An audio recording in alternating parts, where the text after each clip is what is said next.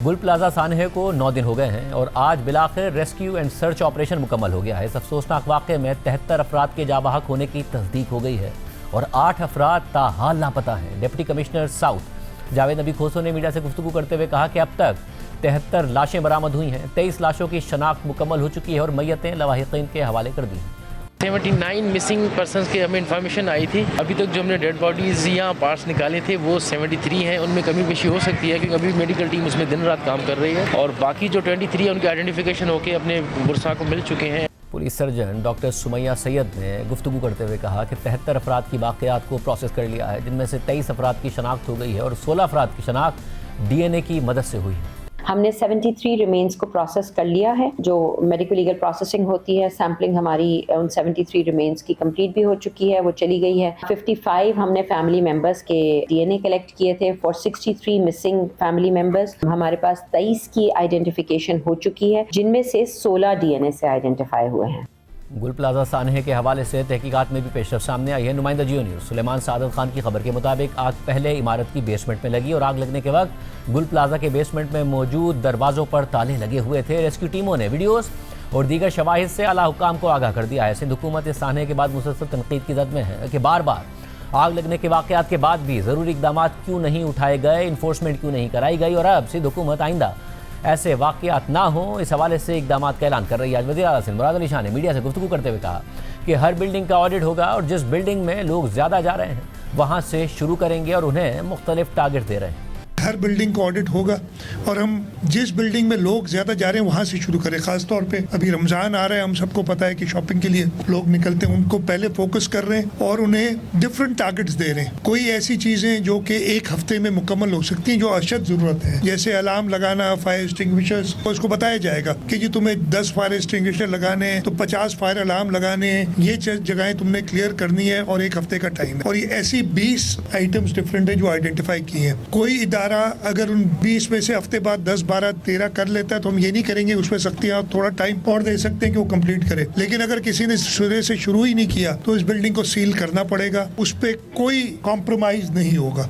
गुल प्लाजा सानहे के एक हफ्ते बाद हफ्ते के दिन इस वाक़े की FIR भी दर्ज कर ली गई है। नुमाइंदा जियो न्यूज़ काशिफ मुश्ताक की खबर के मुताबिक वाक़े का मुकदमा नबी बख्श थाने में सरकार की मुद्दत में दर्ज किया गया। मुकदमे में गफलत और लापरवाही की दफ़ात दर्ज की गई हैं और मुकदमे में नामालूम अफराद को नामजद किया गया। FIR के बाद SP इन्वेस्टिगेशन सिटी की निगरानी में एक 5 रुकनी कमेटी भी तश्कील दे दी गई है। साथ ही हफ्ते के दिन सिंध बिल्डिंग कंट्रोल अथॉरिटी ने शहर के 3 अजला में इमारतों का सर्वे करके रिपोर्ट जारी की थी। नुमाइंदा जियो न्यूज़ सुलेमान सादत खान की खबर के मुताबिक सर्वे में इंकिशाफ हुआ है कि ज़िला शर्की, ज़िला वस्ती और ज़िला जनूबी की 90% इमारतों में आग से बचाव के इंतजामात नहीं हैं। सिंध बिल्डिंग कंट्रोल अथॉरिटी ने 300 से ज़ायद इमारतों में आग से बचाव के इंतजामात ना होने पर नोटिस जारी कर दिए हैं। नोटिस में इमारतों में 3 दिन के अंदर फायर सेफ्टी इंतजामात मुकम्मल करने का वक्त दिया गया है। सिंध बिल्डिंग कंट्रोल अथॉरिटी के हुक्काम के मुताबिक चंद इमारतों में फायर सेफ्टी के आलात नाकारा हालत में पाए गए। बेशतर बुलंद इमारतों में इमरजेंसी एग्जिट ही मौजूद नहीं थे। चंद इमारतों में इमरजेंसी एग्जिट के रास्ते बंद पाए गए। सर्वे में सिंध बिल्डिंग कंट्रोल अथॉरिटी की खुसूसी टीम के हमरा फायर ब्रिगेड का अमला भी मौजूद था। सिंध बिल्डिंग कंट्रोल अथॉरिटी ने वादे किया कि नोटिस पर अमल दरामद न करने वालों के खिलाफ कार्रवाई की जाएगी। 3 दिन में फायर सेफ्टी इकदाम न करने पर इमारतों को सील कर दिया जाएगा। साथ ही मालिकान और यूनियंस की फायर सेफ्टी इकदाम के साथ फायर ब्रिगेड का NOC भी लेना होगा और इमारतों को सील किए जाने का काम ज़िले इंतजामिया की मदद से मुकम्मल किया जाएगा। इस वक्त गुल प्लाजा के बाहर क्या सूरत हाल है बात करेंगे नुमाइंदा जियो न्यूज़ दानियाल सैयद से। दानियाल, बहुत शुक्रिया। दानियाल, क्या रेस्क्यू सर्च का जो अमल था वो मुकम्मल हो गया? इस वक्त क्या सूरत हाल है? जी शाज़े, बिल्कुल गुल प्लाजा का नवर रोज़ है। आग लगने के वाक़े को 9 रोज़ गुजर चुके हैं और अब से कुछ देर कबल जो सर्च ऑपरेशन था उसको मुकम्मल कर लिया गया है। DC साउथ के मुताबिक इस इमारत को, गुल प्लाजा जो मुतासरा इमारत है, इसको सील नहीं बल्कि सिक्योर किया गया है नेट लगाकर। तीनों जानिब से गुल प्लाजा की जो इमारत थी उसको 3 जानिब से नेट लगाकर सिक्योर किया गया है। DC साउथ जावेद नबी खोसो का ये बताना है कि अगर कोई मुतासरा फैमिली या कोई दुकानदार इमारत के अंदर जाना चाहते हैं तो उनको रास्ता फराम किया जाएगा, बाहिफाजत उनको अंदर लेके जाया जा सकता है। साथ ही साथ DC साउथ जावेद नबी खोसो का ये भी कहना है कि 2 मज़ीद लापता अफराद हैं जिनके अहले खाना ने पेशावर से रब्ता किया है और वो कल यानी मंगल के रोज़ कराची पहुँच रहे हैं ताकि उनका DNA सैंपल हासिल किया जा सके। इस वक्त गुल प्लाजा के अतराफ़ में जो सर्च ऑपरेशन था मुकम्मल तौर पर रोक दिया गया है। जो मलबा निकाला जा रहा था वो काम भी रोक दिया गया है। इस इमारत को सिक्योर किया गया है नेट लगाकर। अब अंदर गैर मुताल्लिक़ अफराद को जाने की इजाज़त नहीं होगी। अगर कोई किसी इस वाक़े में जाँ बहक होने वाले शख्स के अहले खाना यहाँ पर आते हैं या लापता शख्स के अहले खाने यहाँ पर आते हैं तो उनको पुलिस की निगरानी में अंदर लेके जाया जाएगा। अगर दुकानदार को इल्ज़ाम आयद करते हैं कि उनका सामान अंदर मौजूद है तो उनको भी हिफाजती तरीके से अंदर लेके जाया जा सकता है। इस वक्त पुलिस की नफरी भी यहाँ पर मौजूद है, रेंजर्स के आला हुकाम भी यहाँ पर मौजूद हैं और गुल प्लाजा को तीनों जानिब से जो है मुकम्मल तौर पर नेट लगाकर सिक्योर कर दिया गया है। जी शाज़ेब, बहुत शुक्रिया दानियाल से बता रहे थे। हमारे साथ नुमाइंदा जियो न्यूज़ राहिल सलमान मौजूद। राहिल बहुत शुक्रिया। राहिल, FIR 23 जनवरी को दर्ज की गई, वाक़या 17 जनवरी को हुआ, सरकार की मुद्दत में दर्ज हुई है, क्या तफसीलात हैं इसके हवाले से?